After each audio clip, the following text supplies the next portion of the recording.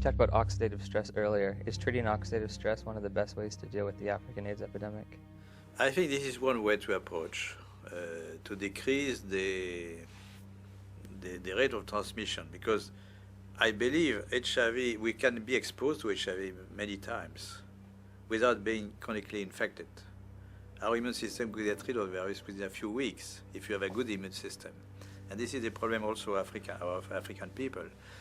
Their nutrition is not very equilibrated. They are in oxidative stress, even they are not infected with HIV.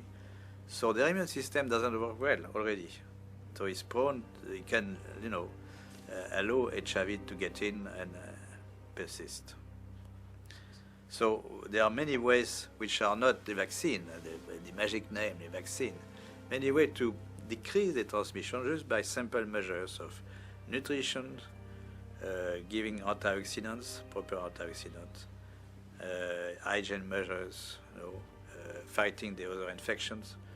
So they are not spectacular, but they could, decrease very well the epidemic to the level they are in Occidental countries, Western countries. If you have a good immune system, then your body can naturally get rid of HIV. Yes. Oh, interesting. Do you think we should have more of a push for antioxidants and things of that nature in Africa than antiretrovirals? We should push for more, a combination of measures, antioxidant by nutrition, advice and nutrition, fighting other infections, malaria, tuberculosis, parasitosis. Most children have worms. Education, of course, genital hygiene for women and men also. Very simple measure, which not very expensive, but which could do a lot. And this is my worry about the many spectacular action. Of course, there are global funds to buy drugs and so on, Bill Gates and so on, for the vaccine. But those kind of measures are not very well funded, not funded at all, or they are, it really depends on the local government to take conscious of this, but local government, they take advice of the scientific advisors from the international institutions, and they don't get this kind of advice very often. Well, there's no money in nutrition, right? There's no profit. There's no profit, yes. The water is important. Water is key. Now, one thing you said, you were talking about the fact that if you have a built immune system, it is possible to get rid of HIV naturally.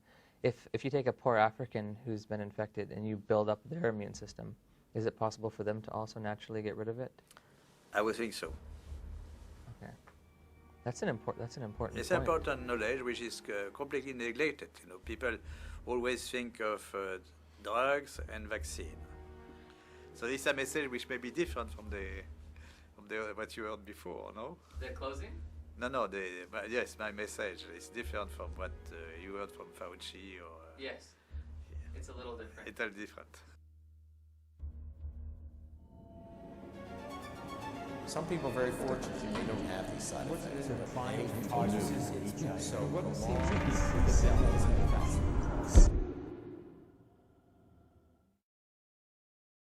My name is Terry Michael. I'm director of the Washington Center for Politics and Journalism. I'm a freelance writer on HIV and AIDS from the perspective of a 37-year member of the Washington, D.C. gay community.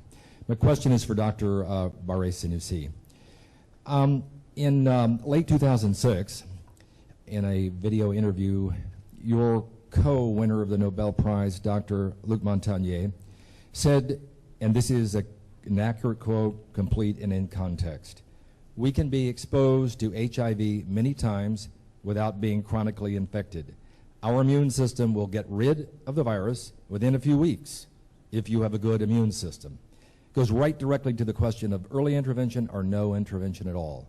Dr. Barré-Sinoussi, what is your opinion of your colleague, the co-winner of the Nobel Prize for discovering HIV, his view that natural cell-mediated immunity antibodies can rid the body, a host, of HIV within a few weeks, and why or why not do you agree or disagree with him?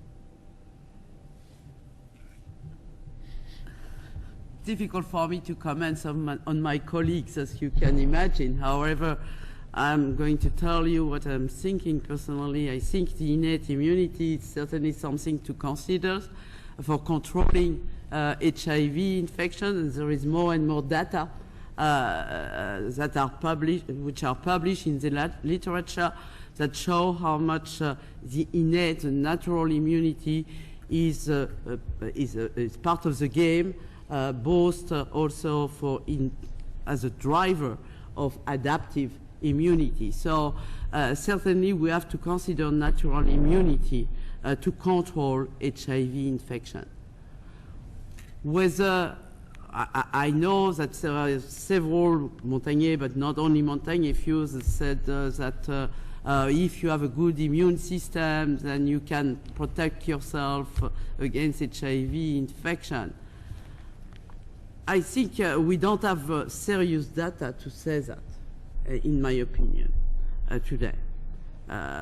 We have to consider the data from the literature.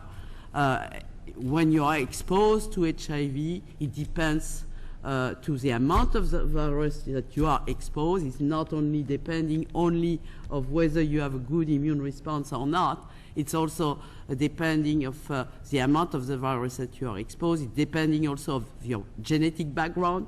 So there are a series of factors to be considered to say that you are more or less susceptible to HIV infection. So, and of course, the genetic, as Yair said, the genetic background may play a role in the evolution of the HIV infection as well. I'm sorry, we just need to move on to some. We just need to move on to some other questions, please. We have.